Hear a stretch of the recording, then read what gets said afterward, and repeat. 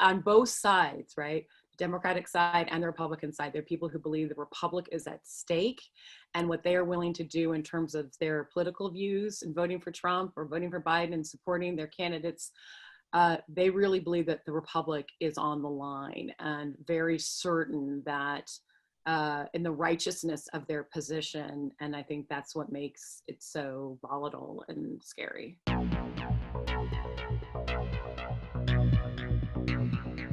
How important, Jen, are these upcoming debates? It's sort of in vogue for people to say that debates don't matter anymore because Hillary was seen to have won the debates in 2016 and gone on to lose. But I think they're really important for Biden. You know, for Trump, everybody knows what they know about Trump, and people's views about him are sort of set.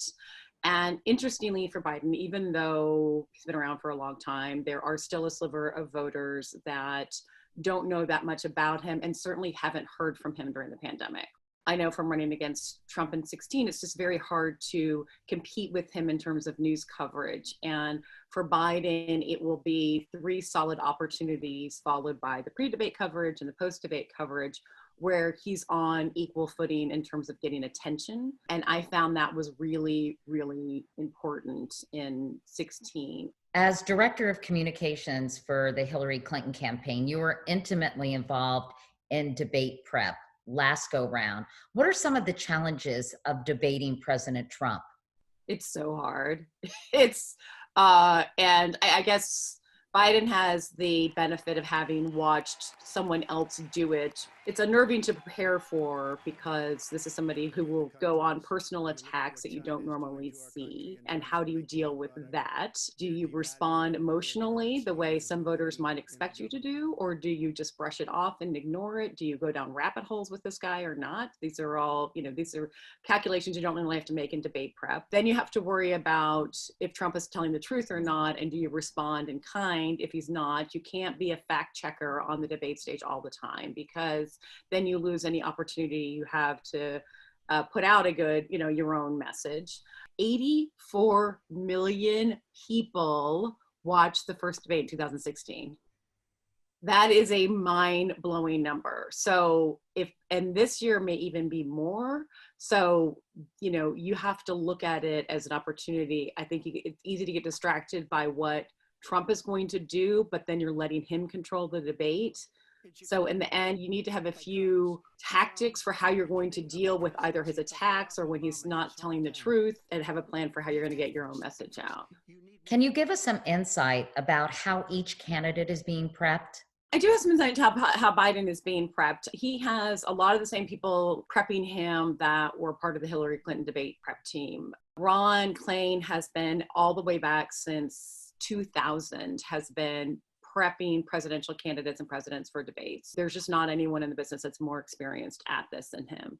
And what the process normally is, there's enormous debate books, lots of policy, and you might think, well, that seems silly when you're running against Trump because policy isn't his thing, but policy is Democrats' thing, right? You got to play your own game. And there'll be a lot of absorption of those books in the months and weeks and leading up to this time. And then you do mock debate. Sometimes that's just sitting around a table going through questions one by one, but eventually you force the candidate. And I do mean force, because every candidate, man, woman, Democrat, Republican, they hate debate prep. Everyone hates debate prep. It's kind of humiliating because you're being judged by your staff, which every candidate hates, and just grueling because you're going through time and time again, 90 minutes, standing up there, getting grilled. And the candidate feels really vulnerable when they're going through this too. It's just awkward. It's terrible. It's terrible. It's an awkward, terrible thing. It's not as if there's magic answers. You can't just say, well, Mr. Vice President, here, you can just, slough off that attack on your family with this pithy answer. That's not right. That's not going to work. So it actually gets pretty emotionally laden. On the Trump side, my understanding is in 2016, he did have sessions where he did debate prep, right? Traditional debate prep. But my understanding from reporting is that he just didn't participate really. He just wasn't very focused. They had a lot of cheeseburgers. There was a lot of joking. And then after the first debate, which from their perspective didn't go well, he did buckle down and do more actual prep. And he got better, I would say. By the third debate in late October of 2016, He was disciplined, and I think that third debate, which focused a lot on the Supreme Court and abortion, The first topic is the Supreme Court. really helped rally Republicans to his side that had been uncertain about him prior to that. My advice to Joe Biden would be to not get distracted by Trump and see this as an opportunity to tell the American people what you would do as president. I think that he is the one that people don't know enough about. He's the one with something to gain from having from having a proactive message. Kellyanne Conway, I know, recently told you that hidden undercover Trump supporters would win the election for him. Do you think she has a point? Yes, I do. Any Trump voter I have ever spoken to always says the same thing, which is they feel as if they have to apologize for supporting him. They say things like, I don't love everything about him. I wish he wouldn't tweet, or, there's some things I don't like, but, and then they have the reason they're going to vote for him. And so I think that if the supporters who are willing to say they support him feel the need to caveat their support, I imagine that there are plenty of people who are supporting him and won't say they are. In 2016, there was an October surprise brought to you by James Comey, which really hit Hillary Clinton in a vulnerable area. Where do you think Joe Biden is vulnerable? And are you expecting another October surprise?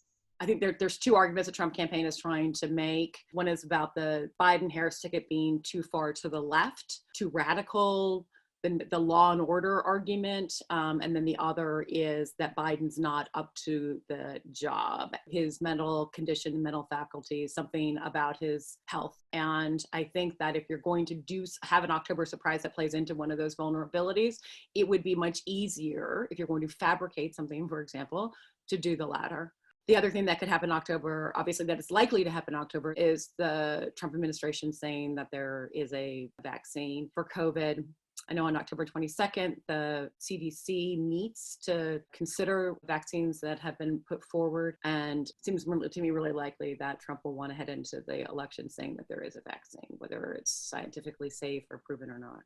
Over the weekend, President Trump chose Amy Coney Barrett to replace Ruth Bader Ginsburg. What impact do you think that will have on the election?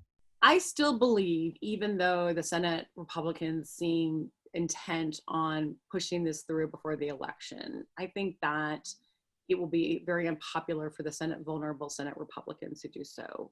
A majority of Americans, by a pretty large number, think that the Senate should wait and not confirm someone, but the new president, whoever wins on November 3rd, should fill that seat. That is a vulnerable position that Trump has put himself and his Senate candidates in, and it could very well cost the Republicans the United States Senate. Here's a weird thing. Joe Biden is more popular with younger voters than either Barack Obama or Hillary Clinton. The question is, will young voters turn out? And I know that the Biden campaign believes that Roe v. Wade, LGBTQ rights, obviously the Affordable Care Act are all hugely popular with young people, and it's very motivating to them that these issues are front and center. So I think that the Biden campaign has an opportunity to use these issues to push out voters that don't normally turn out to do so. I don't believe that this is a great situation for Trump. They may want to act like it is, but I think really what's happened is they've been caught in a vice of their own making, which is where they have very much rely on a conservative base that cares a lot about the court, that cares a lot about abortion, for their support. But at the same time, the views of the base on abortion on the court are very much at odds with the majority of the country. And they're taking the aggressive offensive measure of just jamming this through, I think partly because Trump wants there to be a full Supreme Court to be available to rule in his favor if something about the election gets resolved in the Supreme Court. President Trump has tried to cast doubt on the integrity and fairness of the entire electoral process. How long do you think it will be before we know who the next president of the United States is? And how concerned are you about some kind of foul play happening behind the scenes? I'm extraordinarily concerned, and I think that it will take weeks. It could take up until the time that electors meet, which would be the third week of December, where people actually go to the state capitol and vote in the Electoral College. It could go on until January when the new Congress is seated. But I think the most likely thing is that it's pretty close, and then it like plays out for a long time while states are counting their mail-in ballots, and there's, there'll be a lot of court cases because to get recounts to happen, to continue the vote count to happen often requires lawsuits in these states. What I hope for is, I hope everyone turns out to vote and like, let's see where this country really is. And if there are more Trump, I am not a Trump supporter, but if there are more Trump supporters than not, then so be it. But what I hate is the idea that people won't vote, or that this will get litigated in a way that's unfair and doesn't actually reflect the true vote count. Jen, we had a conversation before the big bombshell hit in the New York Times about President Trump's tax returns. When you read it, what was your reaction? And do you think it's going to have an impact? I really wish it had happened 4 years ago. If this had come out in 2016 before Trump was elected, I think it probably would have prevented him from being elected. It would have raised too many doubts in voters' minds about fairness, but then also, is he really as wealthy as he says that he is? Now that he's been the president for almost 4 years and has a really secure base of voters, I'm not sure that this story alone will dislodge him from the presidency. But it is important in that it opens up for Biden, I think, an opportunity to make an economic argument against Trump. How do you think this latest news will be addressed in the first debate? Well, I think it might be one of the first questions that Chris Wallace asks President Trump, right? How much did you pay in federal income taxes, and try to get him on the record to, confirm that it was only $750 for at least 2 years, or many years in which he paid no income taxes at all. For Biden, I think there's two avenues. One is just to needle Trump, not necessarily to make points with voters, but just to get under Trump's skin while he's debating him. He's insecure about his business record. He's insecure about how much money he's really worth. He may not be the billionaire he claims to be. Certainly these tax records suggest that he's not. And then the other is Biden can make the economic argument about tax fairness, and that Trump thinks it's fine for billionaires to pay $750 a year while you pay tens of thousands of dollars a year in taxes. And Biden has a different kind of plan. And I think that's probably is the real gift to Biden.